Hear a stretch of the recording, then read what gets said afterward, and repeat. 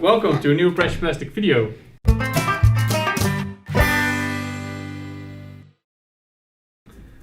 So in this video we're going to show you how to make advanced CNC molds.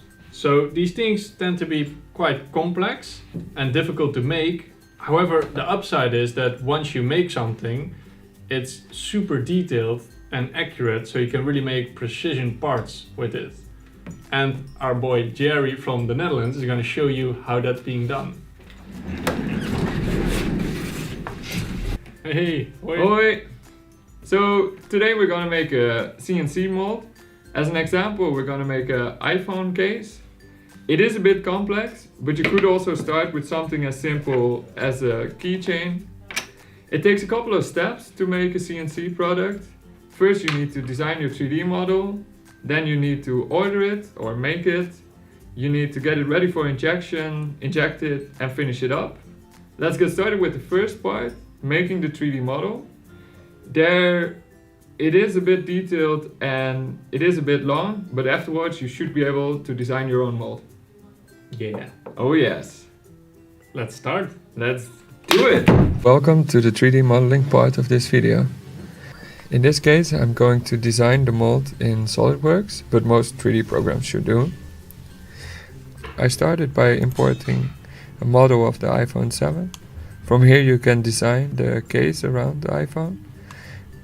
To take into account things as button, screen and camera, so that your case doesn't obstruct anything. From here on you can design the product around the phone. So in this case quite simple, just some cutouts for the buttons and for the camera. And the product is 2.5 millimeters thick. This is quite thick for a phone case, but we found that this is the minimum for a pressed plastic injection machine. Otherwise you need way more force. Once you're happy about the design, you can start modeling the mold. In this case I have the underside of the mold. There are a couple of features that I want to talk about while designing the mold. For example, you have a fillet here on the inside pocket. For CNC milling, it's always important if you have an inside pocket that you have a radius on the inside of the corners, because straight corners are very expensive to manufacture because it needs a lot of tooling, where bigger fillets need less work. So this is a way to reduce the cost of your mold. Another feature is a lip and groove on the mold. That's this is the groove, and the other side of the mold has the lip. With this you make sure that your mold halves accurately fit together so that they cannot move from each other. There are also 4 mounting holes. These are 4 bolts to clamp the mold together. Otherwise you have the possibility of plastic flowing outside of the cavity and in between the 2 mold halves. As you can see, I placed the mounting holes asymmetrical so that it's not possible to flip one of the mold halves and connect it in a wrong way. And once this is done, your mold assembly should look something like this. Here you have a top half of the mold, a bottom half of the mold, and in this case also a third part of the mold. This is because the phone case has a big undercut, and otherwise it would stick to the mold itself and it wouldn't be possible to get the case out of the mold. On the top half you see the injection point. It's called a sprue, and this is where the plastic is being injected from the injection machine into the phone case. There's a draft angle on here, which means that the diameter on the bottom is bigger than the diameter on top, which gives it a conical shape. This conical shape helps if you take the part out of the mold. Otherwise it can get stuck and snap off when you remove the case from the mold. As you can see, I didn't model the connector for the mold, so it can be connected to the injection machine straight away.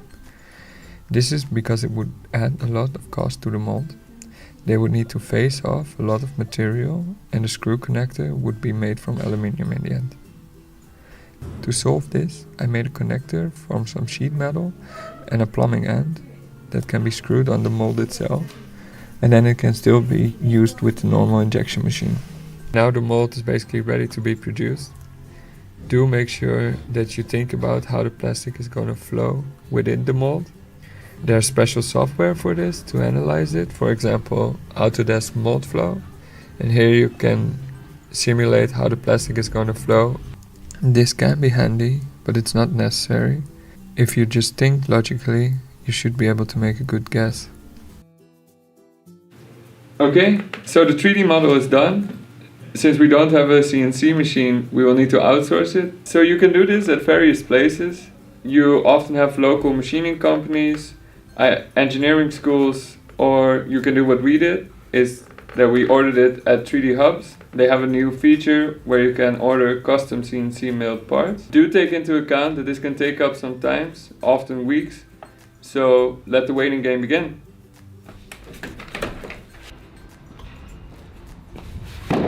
Okay, so the package arrived. We just need to add the nozzle and make some bolts. So let's get it inside, unpack it, and get it ready for injection.